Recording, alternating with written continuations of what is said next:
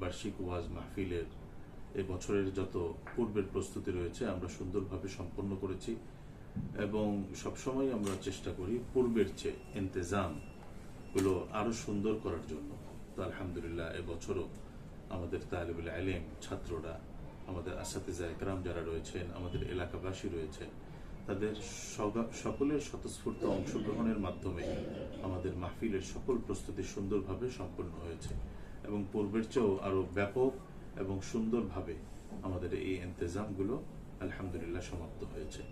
আগামীকাল 27, 28, 29 অর্থাৎ বুধ, বৃহস্পতি, শুক্রবার নভেম্বর মাসের 27, 28, 29 আমাদের কহলডাঙ্গা মাদ্রাসার 89তম বার্ষিক মাহফিল অনুষ্ঠিত হবে। আপনারা সকলেই জামায়াত বন্দী হয়ে এই মাহফিলে উপস্থিত হবেন।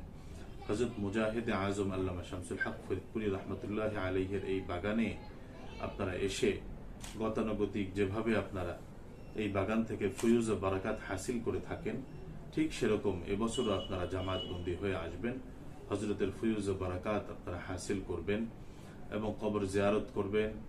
আমাদের অন্য অন্য মাহফিলের থেকে আমাদের ভিন্নতা হলো আমাদের বাস্তব আমলি মশক হয় প্রতিদিন।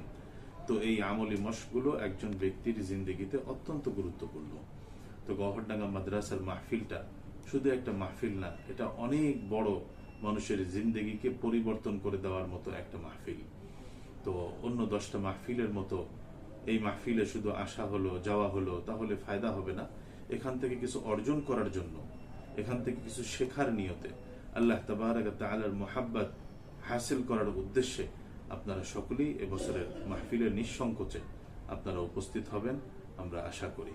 আল্লাহ তাবারক ওয়া তাআলা আমাদের সবাইকে এবছরের মাহফিলে উপস্থিত হওয়ার তৌফিক দান করুন। আসসালামু আলাইকুম ওয়া রাহমাতুল্লাহ।